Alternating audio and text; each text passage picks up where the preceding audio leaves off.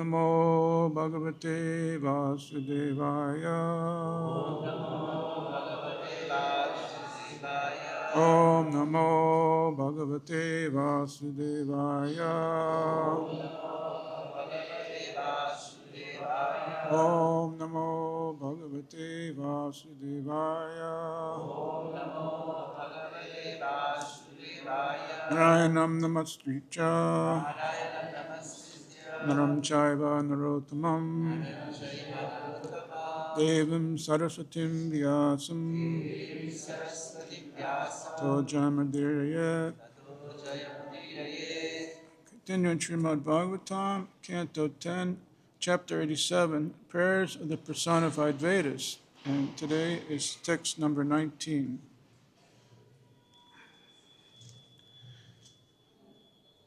Let's see if I get this right. Swakrita Vichitra Yonishu Vishan Eva Etutya. Shuvisan Eva Swakrita Vichitra Yonishu Vishan Eva Hitutaya.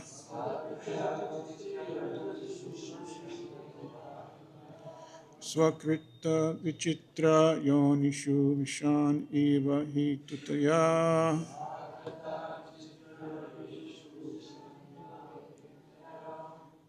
Tarata Matash Chakash Shanalavatswa Kritanukriti.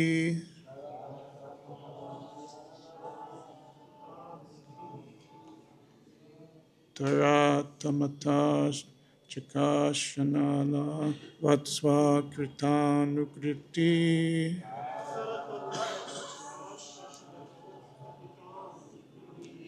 Taratamatas Chakashanala Vatsva Kritanukriti.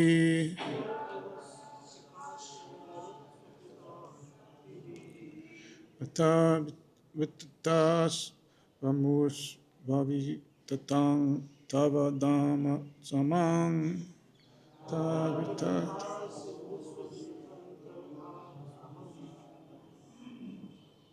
Atavitatas Vamus Vavi Tatang Tavadama Samang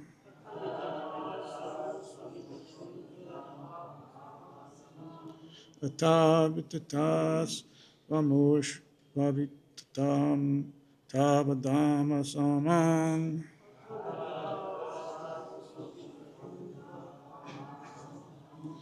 Virajadiyo Nu Yancha Bivi Panyava Ekarasam Yom Virajadiyo Nu Yancha Bivi Panyava Ekarasam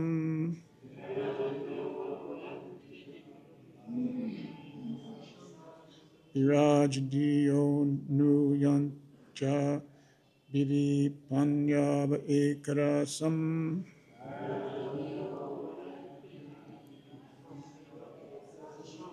Sakrita Vichitra Yonishu Vishan Eva Hitutya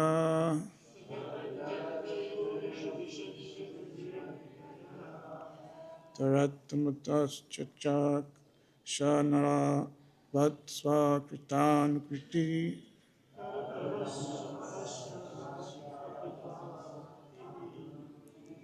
Atabitatas Vamus Vitatam Tavadama Samang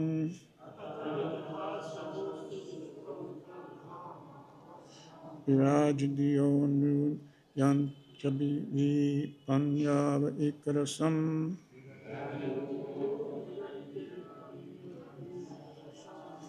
Word for word, Swa, by yourself. Krita, created. Vichitra, variegated. Yonishu, within the species of life. Visan, entering. Eva, apparently. Hetutaya, as their motivation. Taratamata, according to hierarchies. Shikasi, you become visible. Analavat, like fire. Sva, your own.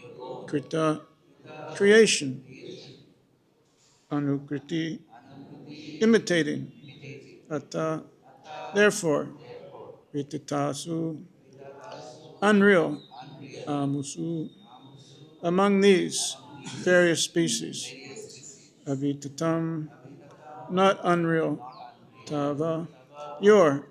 Dhamma, manifestation. Saman, undifferentiated. Virja, spotless. Diya, whose minds. Anuyanti, understand. Apivipana yoga, those who are free from all material entanglements. Pana, eka rasam, unchanging.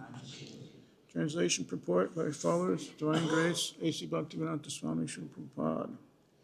Apparently, entering among the variegated species of living beings you have created, you inspire them to act, manifesting yourself according to their higher and lower positions. Just as fire manifests differently according to the shape of what it burns. Therefore, those of spotless intelligence who are altogether free from material attachments realize your undifferentiated, unchanging self to be the permanent reality amongst all these impermanent life forms. Please repeat. Apparently, entering among the variegated species of living beings you have created, you inspire them to act, manifesting yourself according to their higher and lower positions. Just as fire manifests differently according to the shape of what it burns. Therefore, those of spotless intelligence who are altogether free from material attachments realize your undifferentiated, unchanging self to be the permanent reality among all these impermanent life forms. Purport. Hearing these prayers of the personified Vedas, in which the Shruti is described the supersoul as entering countless varieties of material bodies, a critic may question how the Supreme can do this without becoming limited. Indeed, proponents of Advaita philosophy see no essential distinction between the Supreme Soul and his creation. In the impersonalist conception, the Absolute has inexplicably gotten itself entrapped by illusion and has thus become first a personal God and then the demigods, humans, animals, plants, and finally matter. Shankaracharya and his followers take great pains to cite Vedic evidence to support this theory of how illusion is imposed on the Absolute. But speaking for themselves, the Vedas here answer this objection and refuse to lend their authority to Mayavad impersonalism. Process of creation is technically called Shrishti, sending forth. The Supreme Lord sends forth his variegated energies. These partake of his nature while remaining distinct from him. This fact is expressed in the true Vedic philosophy of Chinta Bheda Bheda Tattva. Inconceivable, simultaneously oneness and difference of the Supreme Lord and his energies.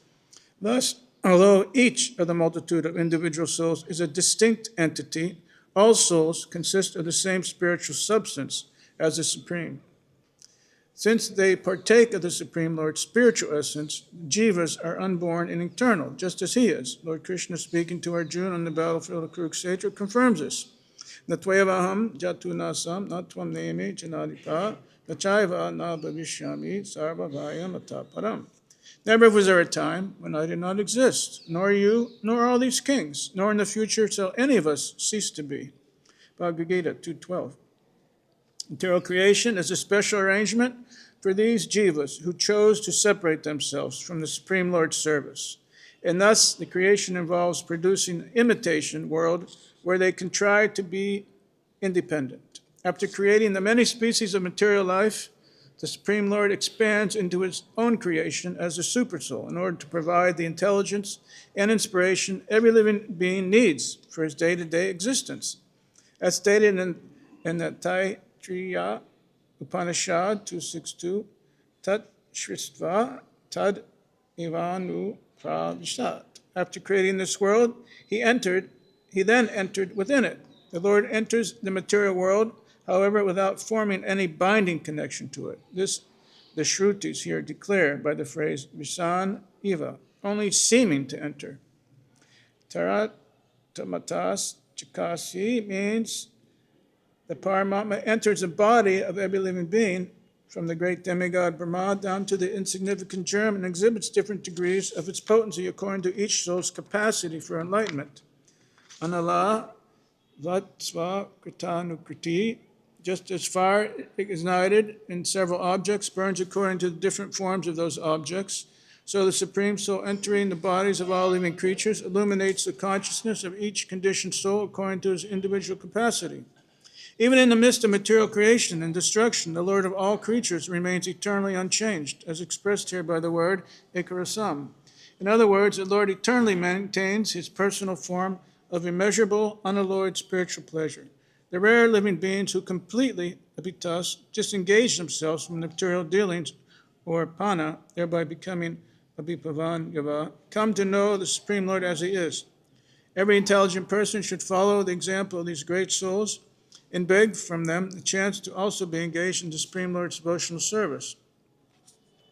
This prayer is recited by Shrutis, whose mood is similar to that expressed in the following mantra of the Svetashvatar Upanishad 6.11, Eko Deva Sarva Bhuteshu Guda Sarva Vyapi Sarva Bhutan Taratma Karmadyaksha Sarva Bhutati Vasa Sakshitcheta Kebalo Nirgunascha. The one Supreme Lord lives hidden inside all created things. He pervades all matter and sits within the hearts of all living beings. As the indwelling supersoul, he supervises their material activities. Thus, while having no material qualities himself, he is the unique witness and giver of consciousness. So Srila Sridhar Swami submits his own prayer. Swa nirmiteshu karyeshu taratamya vivarjitam sarvanu shuta sanmatram bhagavantam pajamahe. Let us worship the Supreme Lord who enters the products of his own creation, yet remains aloof from their superior and inferior material gradations. He is the pure, undifferentiated existence pervading everything. Om Jnana Tamarandascha Jananjana Salakaya Chaksurvan Manitam Nina Tasmai Shri Gurave Namaha. Jai Shri Krishna Chaitanya Prabhu Nityananda Shri Advaita Gadadhar Shivasadi Gaur Bhaktivinoda. Hare Krishna Krishna Krishna Hare Hare Hare Rama Rama Rama Hare Hare.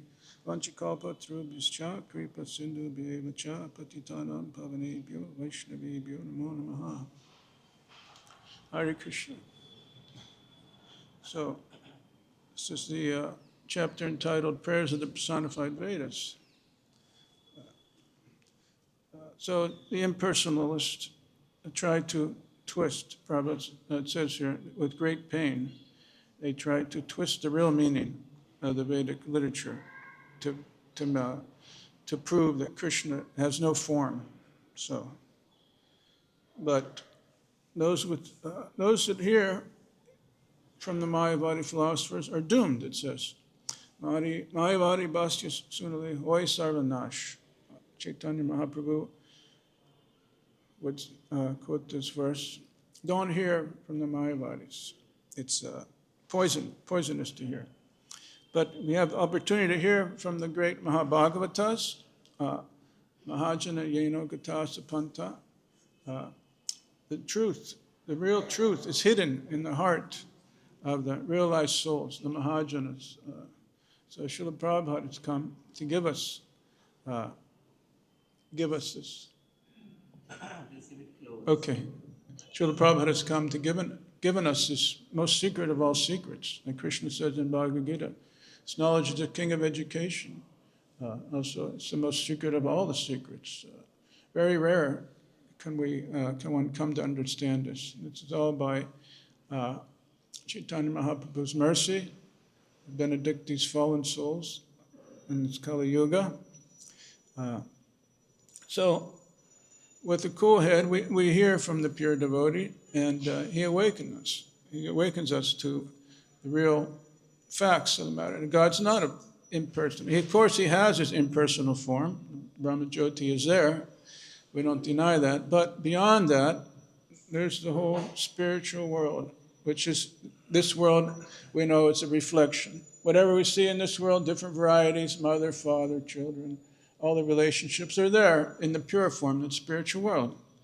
And so we can't, Krishna has two potencies, right? Avarnatmaka and Prakshepatmaka. So that's a throwing potency and the covering potency. So we're all covered in this world. We can't see Krishna, and it's hard to understand things, even after hearing it. But we know that here it's stated how Krishna enters everyone's heart as a super soul. And as Vaishnavas, we come to know, we hear that God is great. Most people say, yes, God is great. But how great is God? How great is he actually? We know in detail how great God is. Yasyaika nisvatita kala matabalamba jivanti loham viraja jaganandanata. Mahavishnu is there. Breathing universes, right? Coming from the pores of his body. Universes. And then who can conceive of that? One breath is the life of Lord Brahma. What to speak of our puny little life here, it's just like a flash, even compared to Lord Brahma. And Lord Brahma's life is only one breath of Mahavishnu. So when you take things in proper perspective, you can understand how tiny, insignificant we are as jiva souls, completely tiny, 1/10,000th part, the tip of a hair. Krishna is the greatest. He's inconceivably great, and the jiva is inconceivably small. But still, Krishna is so kind and merciful that he treats each individual jiva greater than himself. There's that story of Sudama Brahman. Krishna came. He was so poor, and he had nothing to offer. He's so poor, just some chipped rice, a few grains of chipped rice. And so how Krishna seated him on his own bed and washed his feet. Many different pastimes where Krishna takes a humble position.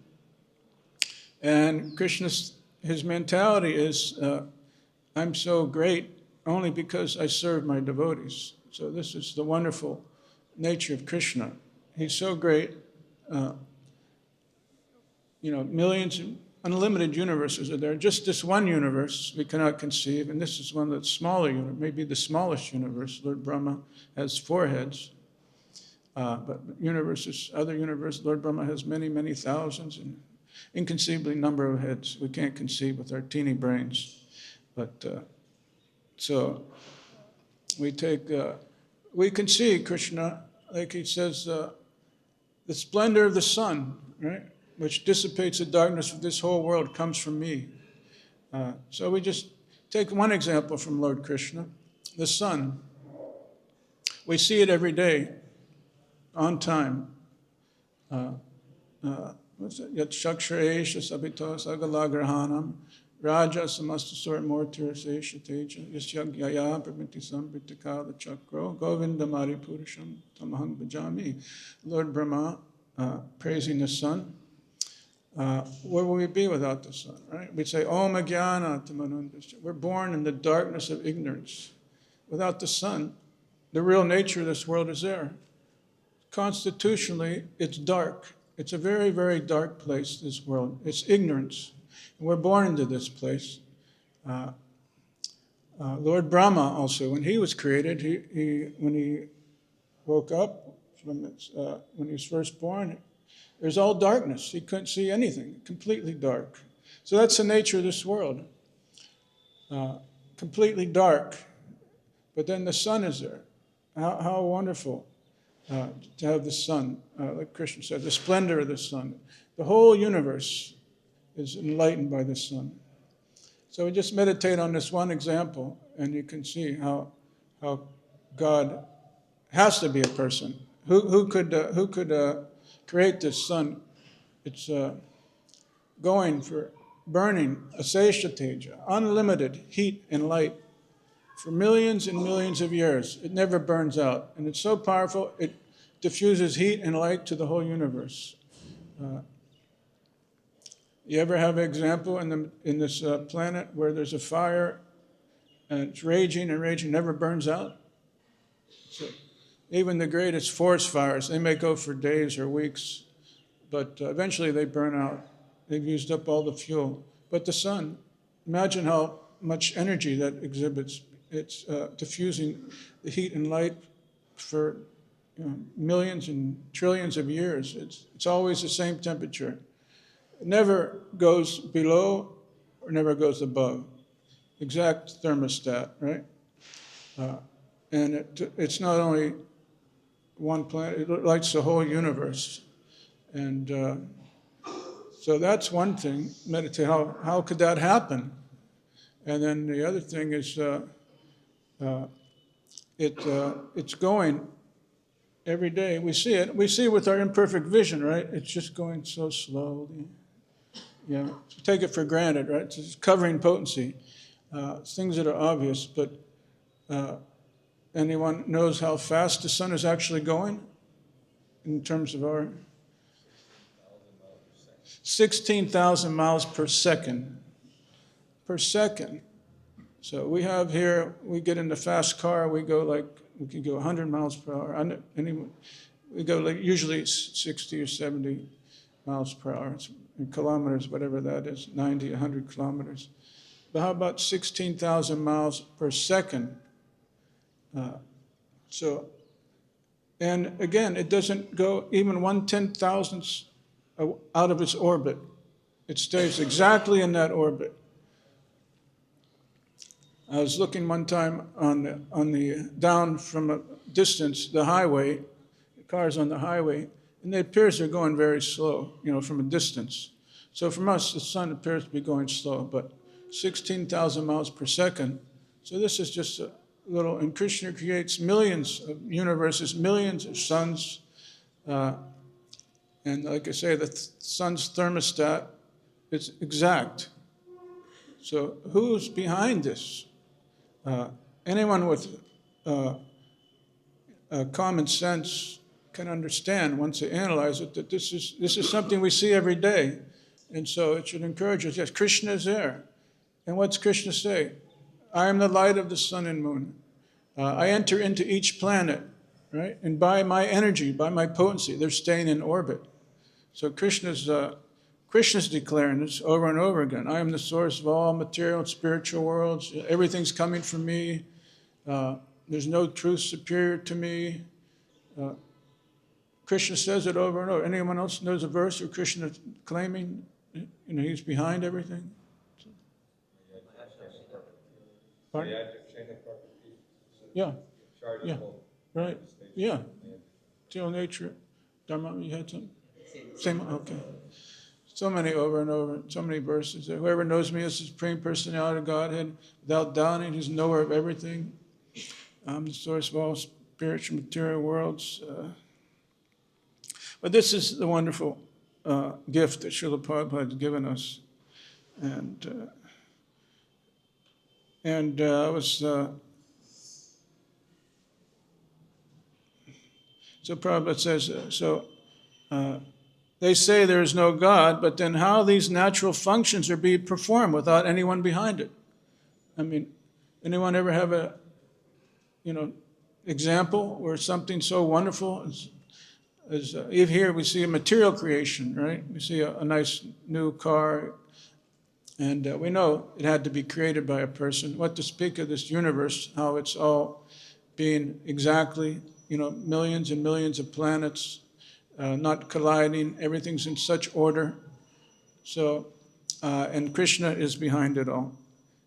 So Prabhupada says, here's one quote from a lecture. Sarvaloka Maheshwaram, that's another one. Bhoktaram Jagatapasam Sarvaloka Maheshwaram. Krishna is provider of everything, just like we ask every day, who's proprietor of the sea? They do not know. Theories, but Krishna said, I am the proprietor. Sarvaloka Maheshwaram. Not only of this sea, this Pacific Ocean is only one. insignificant. There are millions of Pacific Oceans flying in the sky. So who's the proprietor? Sarvaloka Maheshwaram. Krishna says, I am. You are not proprietor. There must be some proprietor. So who is the proprietor? Krishna says, I am the proprietor. You have to know it, whether Krishna is not proprietor. He says, I am the proprietor. But if you are doubtful, prove that he is not the proprietor. But you cannot do. Or bring another person who can claim like that I am the proprietor. Therefore, you have to accept Krishna as a proprietor. And it's accepted by all the great personalities, Vyasadeva, Narada, Sita, Devala, all the acharyas, Nimbarka, Madhvacharya, Ramanujacharya, and our worshipable deity, Chaitanya Mahaprabhu. Everyone has accepted. So unless we are grand fool, we can't deny this. It's not possible. Evam parampara praptam. We have to take knowledge from disciple succession. So it's all backed up by all the previous acharyas. So we should have no doubt that Krishna is that supreme person, Ishvara Parama Krishna. So our only business is to, now that we know Krishna is the Supreme Lord, our only business is to serve him through his pure devotees. And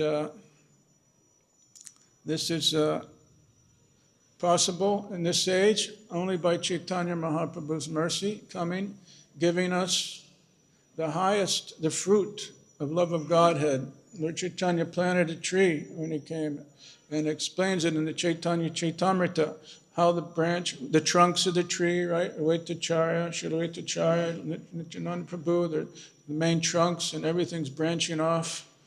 And how the ripened fruits are there. Lord Chaitanya says, so many fruits, I want to give them away. No charge. And it says the value of one fruit, you can take all the wealth of the whole universe, the whole value of the whole universe. It cannot compare it to even one fruit. So this is what we're striving for every day, the fruit of love of God. This is our goal in Krishna consciousness. It's not to get, nadanam, janam, nasundaram, kavitam, jagadish, kamiye. It's not for this. Wealth, enjoyment of the opposite sex, or many followers, or any position, whatever it is. It's, we're striving to awaken that love for God. And this is what Prabhupada wants. Someone asked, how can we please you, Srila Prabhupada said, develop your love for God. This is the goal. We have to keep focused on what the goal is. Everything else is transient, it's here, and it's gone in a flash. But and we should have the determination and the faith that we can accomplish this in this very life. Because Maya's strong. She's always trying to stop us, right? Sometimes she tries to deviate our intelligence. That's not possible. So we're so fallen. We cannot become fully Krishna conscious, like but the Acharya Srila Prabhupada says we can. And we're all connected directly to Srila Prabhupada. We all have his mercy. It's not his mercy is only available to a select few. Srila Prabhupada's mercy is available to everyone. He came to give it. We're in his mission. So we have to constantly pray and dive into Prabhupada's Vani. So much opportunities there. We have such a fortune. Prita Maharaj, the great incarnation of the Lord. Remember, King Vena was the great demon on the earth planet, and the Brahmanas had to kill him. They killed him by mantra because he was so obnoxious and sinful. And so Maharaj Prithu and his consort came out of King Vena's body. And then he was doing some yajna. He was, Lord Indra came. It's a nice pastime there. But Lord Vishnu appeared, and he asked Maharaj Prithu, what can I give you? And so Prithu Maharaj says, my dear Lord, I therefore do not wish to have the benediction of merging into your existence, a benediction which there is no existence of the nectarian beverage of your lotus feet. I want the benediction of at least 1 million ears, for thus I may be able to hear about the glories of your lotus feet from the mouths of your pure devotees. So this was his benediction. This is what he wanted. He wanted to hear from the mouth of his pure devotees. So we have this benediction, and we should try to come to understand and realize what an incredible benediction this is, to hear from Srila Prabhupada. Srila Prabhupada, his caliber of a devotee is, you cannot get any higher than Srila Prabhupada's character, his exalted nature. Krishna says, Natratas man manusyesu katschit me pyakritama. This is often quoted by Srila Prabhupada.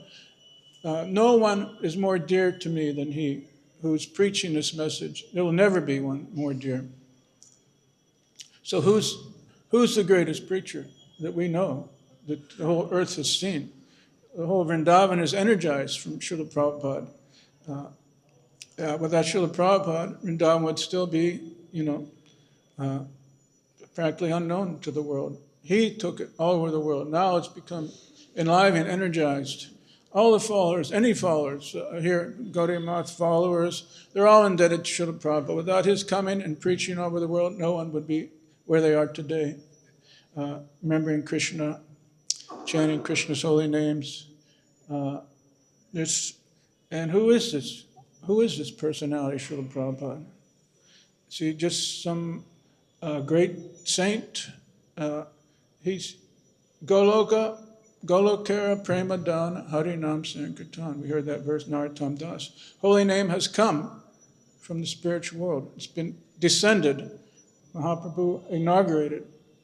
And also, there's a nice quote Prabhupada says here. Let's see.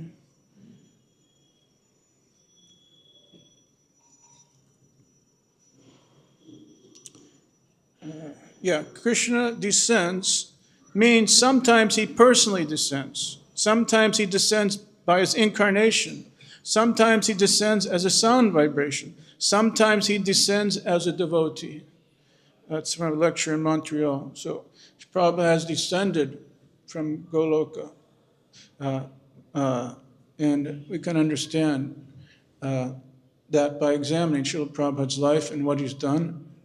And it says, when appeared in Chaitanya Bhagavata, it says, when a pure devotee, Srila Prabhupada's caliber, when they raise their arms, it brings all auspiciousness in the heavenly planets. That's the power of the pure devotee. Raising their arms, all the heavens become ecstatic.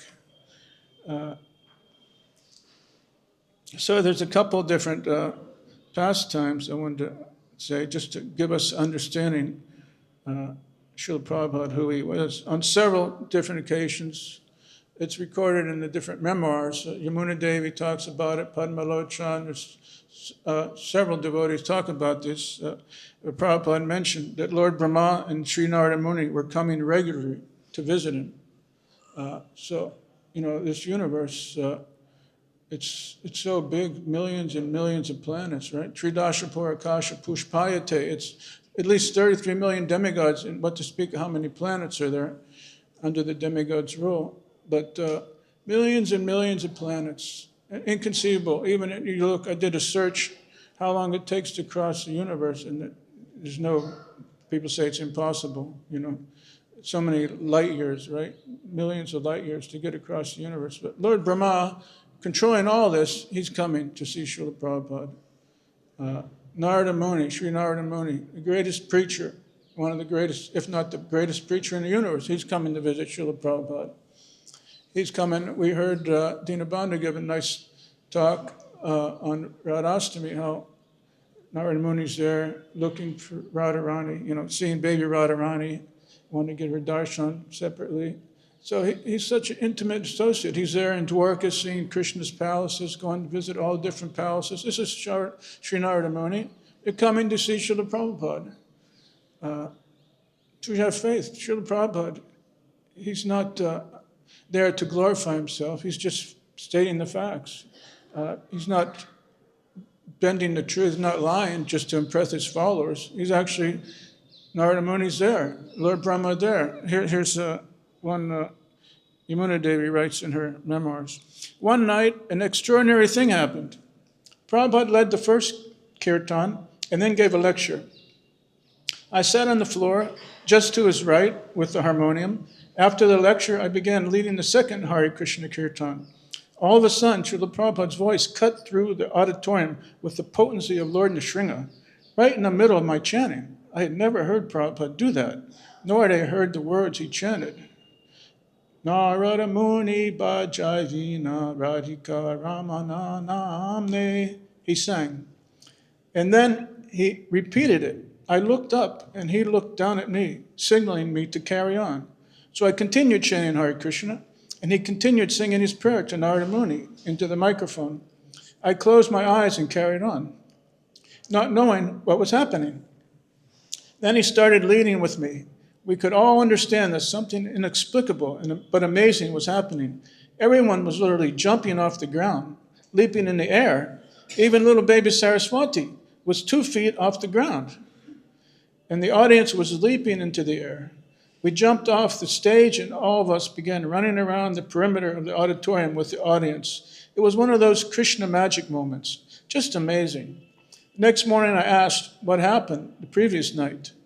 Didn't you see? Srila Prabhupada said. Narada Muni came to our kirtan. No, I didn't see him, I answered. Yes, Narada Muni came. So, Srila Prabhupada ki jai. And one other story I'll tell. This is Padmalochan Das. He's passed away also. Used to live down at the Goshala. Remember Padmalochan? So here's what he says. They were making a new Vyasa sign, so I'd been requested to upholster that Vyasa sign. So most devotees went off to the airport to meet Prabhupada, to welcome Prabhupada. But we were still trying to finish this thing up before he arrived. So we wanted to finish, get it in the temple room, and it was green with gold trim around it. So Prabhupada came, immediately everyone was offering obeisances, and I was completely overwhelmed. I'd never seen such a personality. I immediately had extreme emotions of crying, and I was quite overwhelmed. Then we went in, and Prabhupada took darshan. And he sat down on the Vyasa sign and started giving a lecture. Then, just as he finished the lecture, he mentioned something about the Vyasa sign. Oh, this is very nice. Then he went upstairs. As soon as he got there, it seemed he had just arrived, and then immediately someone said, oh, Prabhupada is saying something about the Vyasa sign. You should go up there. So I went up, and Prabhupada said, I want 2 more Vyasa signs. He said, yes, they should be small size, because every day Lord Brahma and Narada Muni come here for the evening artik, and there should be a Vyasa sign for each of them. They should look identical to my one, but small size.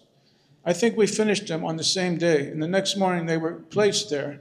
So Prabhupada was very appreciative the next day. He said, yes, they should stay always and be here next to Radha Landanishvar. Then he told everyone, every day Lord Brahma and Narada Muni come here for the evening artik. So this is our Srila Prabhupada. Even the greatest of demigods want to come to get his association. So this is our great fortune. And we sing every day, Vedagai Yanha Racharito. Here, the prayers of the personified Vedas. That's it. The Vedic scriptures sing of his character. So it gives us a little glimpse, a tiny glimpse into the glories of Srila Prabhupada. So again, everyone should understand that Srila Prabhupada is there for them. And take the example of Panchagoda, leader. He's always absorbed in hearing and chanting. He's my old friend. Doing readings morning, getting up at 2 or 3 in the morning, reading, and evening reading, sitting in kirtan. This is our business, hearing and chanting. So let's see, any comments or questions at this point, Punch? When Bhaktivinoda Thakur was asking for Krishna to send somebody from his own entourage, so Srila Bhaktisiddhanta Saraswati appeared, as one. Yeah. And you're mentioning about Prithu. Although Prithu is considered an incarnation of the Supreme Lord, he's a jiva soul, and because he's especially empowered by the Lord, he's considered like the Shantamesha avatar. So Prabhupada says it. anyone who is specially empowered by the Supreme Lord, considered like a Shaktivesh avatar, so he could consider, I mean, realistically, Prabhupada's a Shaktivesh avatar, that he's empowered by the Lord to transmit and give this message of Godhead. So in order to understand Krishna's special way of introducing things, I was reading about Ambarish Maharaj, how he performed a yajna, fasting, and he gave away like 90 million cows with their calves, and all had gold and silver on their, So you start thinking from our mundane point of view, when Narada Muni was told by Krishna to tell the Brahmana that if the cobbler and the Brahmana asked what I was doing, I was putting the elephant through the eye of a needle. Because it's something that's so inconceivable in the Bhagavatam when we hear that different person, who was that, the emperor in Mathura? Anyway, he had like 3 trillion personal servants, So when you hear all these fantastic stories or realities, the Bhagavatam is a reality, and the marvelous activities of Srila Prabhupada, how do we stop our imagination from thinking it's just like mythology or somebody's telling us a story that's almost unbelievable? Sorry about the long one. That was a long one. Right. Well, again, we have to understand, not give so much stock of importance to our intelligence, right? We're very, very teeny, so tiny that we can't even conceive how insignificant we are. So, well, we're entrapped in this mind from our birth, right? From millions of births in this world, and we're bringing our material conceptions, right? We have to understand. Just like there's a prayer, one of the songs that says, when will the nature of the Dham be opened up, be revealed to me, where we really are? We're in Vrindavan, but actually this is the spiritual world. So as a covering, so our intelligence, it's covered. So we just have to sometimes, with faith, we have to have faith. It's not conceivable to us. And just like there's a story when Lord Brahma stole all the cow boys and the calves, right? Lord Brahma thought, I'm the greatest being in the universe. I created the world. So, but then Lord Brahma was so bewildered, he was like coming almost comatose, trying to understand what was going on. So that's Lord Brahma, the creator of the universe. Imagine his intelligence compared to ours. So when we hear these things, we just say, well, it's just something, we accept it with faith. One day, when we're pure enough, Cheto, Darpana, Marshana, we'll start to understand more and more. And then we understand it's a whole different dimension here. Like we see, we hear stories, like we know Radha and Krishna, they're here, but we don't understand they're here. We don't see them. Just like there's a story that, who was that? Shyamananda found a little anklet of Radharani, right? And this is like 500 years ago, right? In Goswami's time. But he found ankle belt, is that what it was? Nose ring? Okay. He found the ring, and of course he's pure devotee, Uttama Adhikari. And then one girl came to get it, asked, I want my nose ring back, and he understood it was Radharani. Anyone know that story? Yeah. Actually, then Radharani had come to get it from him. So this was Krishna. It wasn't 5,000 years ago. This was 500 years ago. So these things are there. They're just, we're covered, and they haven't been opened up to us. So same thing with, trillions of cows. And now, a thing Guru Kripa told me, Brahmananda and Gargamuni were going there where Akrura, that place where Akrura was, saw the universal form. Yeah. And they saw like hundreds and thousands of cows. They saw something opened up to them. They saw like a whole part of the spiritual world opened up to them for a second.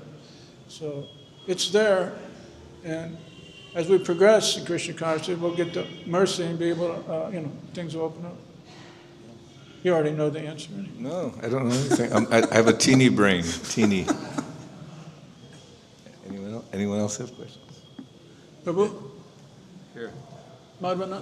Jai Prabhu? Haribol?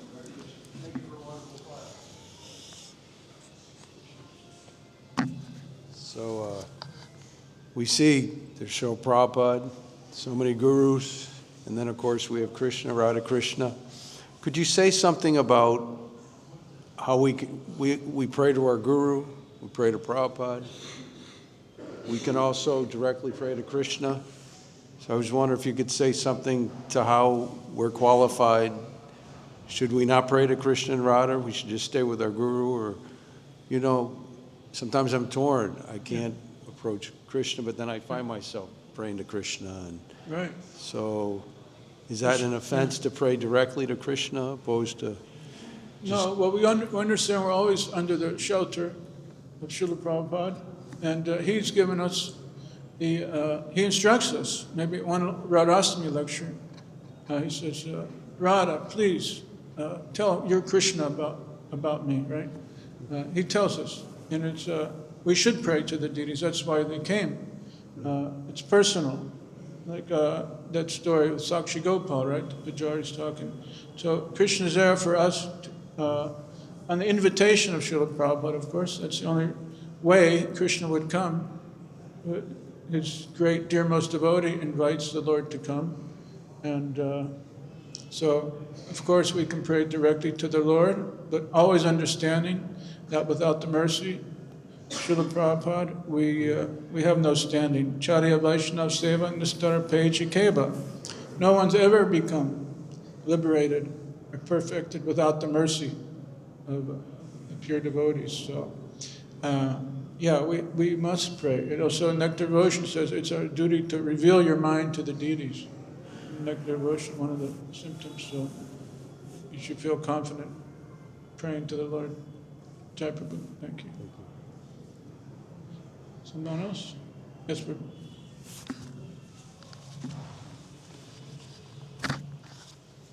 Hare Krishna, Prabhuji.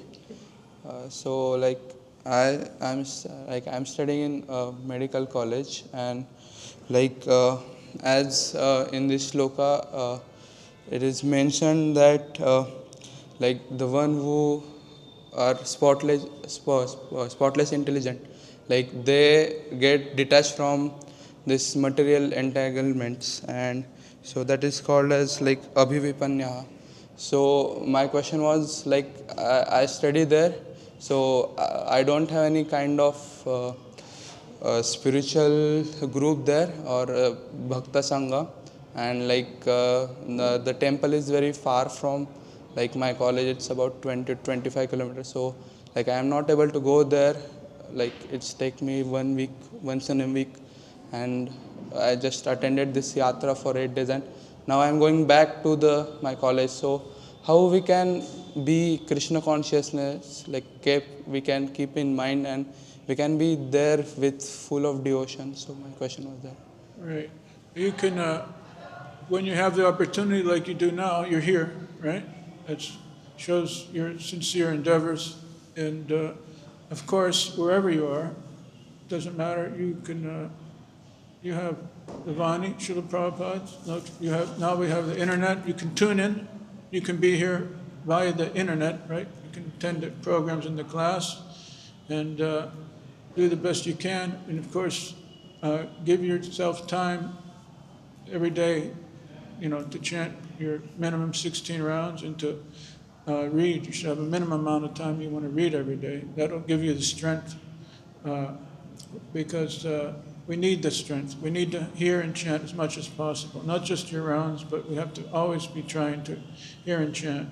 And any opportunity you have, go to get the personal sangha of the devotees and the deities. Do the best you can. It's no impediments. If you actually want to become Krishna conscious, what does it say? Ahaitaki apratiyata, right? There's no impediments. So, does that help you answer your question at all? Yes, sir. Thank you, Prabhu. Okay. Hare Krishna. Hare Krishna. Yes. Radhakund? Mataji? or why not to stay home and keep peace, etc. Do you feel time will come to come? Yeah, right. There are many devotees who noticed that Srila Prabhupada sometimes floated. When Prabhupada came to my college in 1969, he came across the stage, and some people behind me said, "Hey, this dude, he's not walking, he's floating." And I thought they were in some kind of intoxication, but I noticed Prabhupada was not stepping and walking, he was floating across the stage. Wow. And Malati, she also noticed in London, the manor, when they were walking in the morning, she noticed that everybody's footprints were in the grass, but not Srila Prabhupada's. And she exclaimed, "Srila Prabhupada, you're not touching the ground." And Srila Prabhupada told her that, yes, one day you will realize that your spiritual master is not an ordinary person. Srila Prabhupada ki jai. Jai. So many devotees have different pastimes when they've seen Srila Prabhupada. That's someone else? Yes, Prabhu. Hare Krishna, Prabhu. Thank you for a wonderful class. So, there is two statements of Srila Prabhupada that looks like contradictory. So, I asked this question to many devotees, and I like to hear what you think about that. So, Prabhupada says that if you have a little bit of attachment still for material life, you cannot go back to Godhead like that. And in other places, Srila Prabhupada says, just be a simple devotee, you just chant 16 rounds, just follow for regulative principle, and do seva all day, and you go back to Godhead. I guarantee it. Mm-hmm. So it looks like it doesn't fit together. So what do you think about that? Right, okay. Well, yeah, Srila Prabhupada could say that because it's true that we have to give up all our material desires. But at the same time, Srila Prabhupada so powerful that he can take us back just by his will. Just by his will. Krishna is yours. You have the power to give him to me. I'm simply running after you, shouting, "Krishna, Krishna." I'm trying to find, I had an excerpt here from a lecture. Prabhupada talks about this. But just like, Hiranyakasipu, Prahlad Maharaj, that pastime, when Hiranyakasipu had all these benedictions, he couldn't be killed a day or night, by any weapons, by man or beast. So to honor Lord Brahma's promise, Lord Nrsimha appeared in that form to fulfill all Lord Brahma's benedictions he gave to Hiranyakasipu. And then, so to honor his devotees, right, his word. So Prabhupada says that's the benefit of, das, honor das, servant of the servant. So we're servant, we get to serve Srila Prabhupada, who is a servant, who's the most dear servant, and by his benediction, we can, here it is, I found it. This is a lecture from a quote from a lecture. Even the devotee or the servant of Krishna says something, even it is wrong, Krishna upholds this. Kuntaya pratijanahi name bhakti pranishyati. So even it is wrongly done, still Krishna fulfills because he thinks my servant has promised. It must be fulfilled. Therefore, Prahlad Maharaj, in the previous verse, he has said, Tava Britya Parshva. So to serve the servant of Krishna is better than to serve Krishna directly. Krishna, because if the servant of Krishna promises something, if the servant of Krishna says, I'll take you to Krishna Loka, you must go there. Even Krishna could not do that. He can, he does not say very easily, but if the servant, Yasya Prasada, Bhagavad Prasada, therefore our philosophy is to please the servant of God. Tabritya, Brichasya, Britya, then it is very nice. So he says there, if a servant of Krishna says, I'll take you to Krishna Loka, you must go there. So that's Srila Prabhupada. Take it. Madhavana? Does anybody know the pastime in Atlanta? where Prabhupada said like this, you have to be 100%, and all the devotees, does anybody know that Can you tell us, passage? Prabhu? I don't know if I can tell it proper. I was hoping somebody, but it was like, Prabhupada said like this, you have to be 100% to go back to Godhead. And all the devotees, Prabhupada noticed, were sort of like downtrodden, thinking that we can't. And so Prabhupada looked out and said what? He said like, okay, 90%. And still the devotees were. Then he said like 80%. And still. And I think he went like to 75. And he's getting off the Vyasa and he's walking out, throwing his charter over his neck. Didn't he say, I think he got down to like, okay, 65%.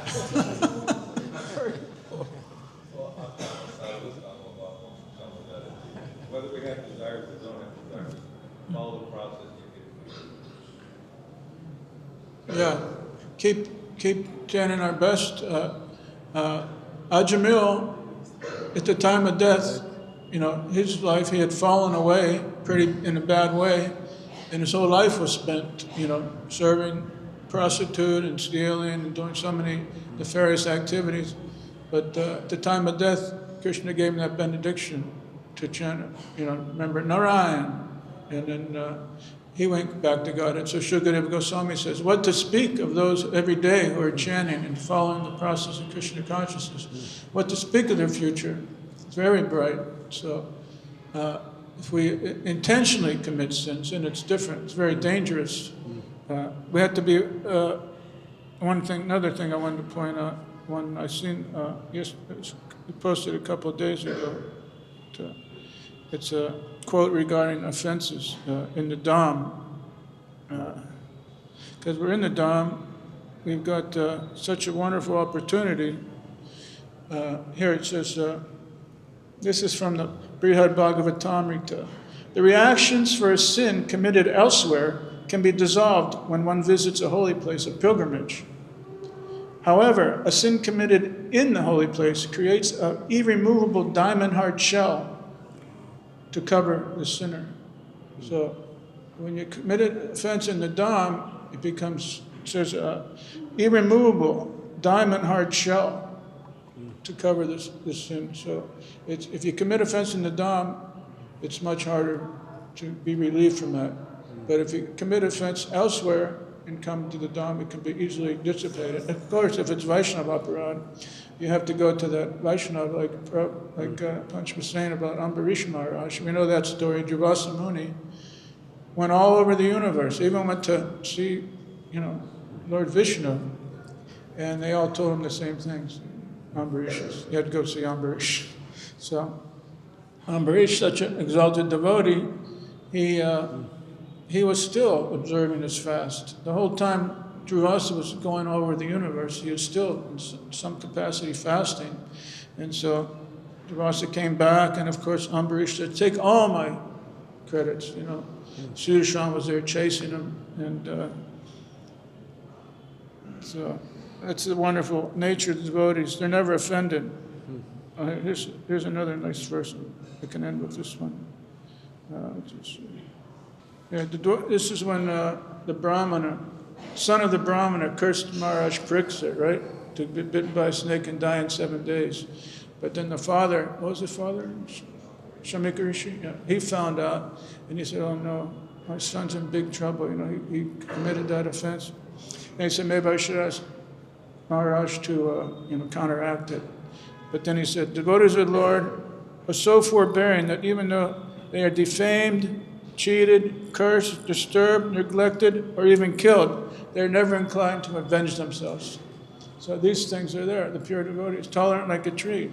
Even though they are defamed, cheated, cursed, disturbed, neglected, or even killed, they're never inclined to avenge themselves. So this is the qualities of the pure devotee, and this is the qualities that will develop for us as we cleanse our hearts more and more. And again, never lose track of the goal. It's not to have some position. It's to revive our love for God. Like, when will that day be mine? All my offenses ceasing. Taste for the holy name increasing. Like Maharaj Prithu wanted millions of years. And, Rupa Goswami says, when will what nectar is there. When you chant the holy name, you want millions of ears, millions of tongues. Now, we struggle to chant our rounds, but it's a taste we have to awaken, and it will be awakened. So, Guru Kripa Prabhu there, his name's up there, right? Him and Sodananda, his party, did so much service for Srila Prabhupada. So one day in the car, Prabhupada was there.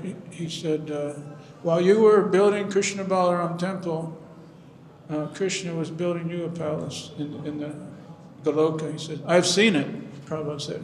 So it's very nice. So that's a benediction. We all have serving Srila Prabhupada's lotus feet. Anything else? Jai Gauri Srila Prabhupada. Srila Prabhupada ki jai. Hare Krishna, Krishna Krishna, Hare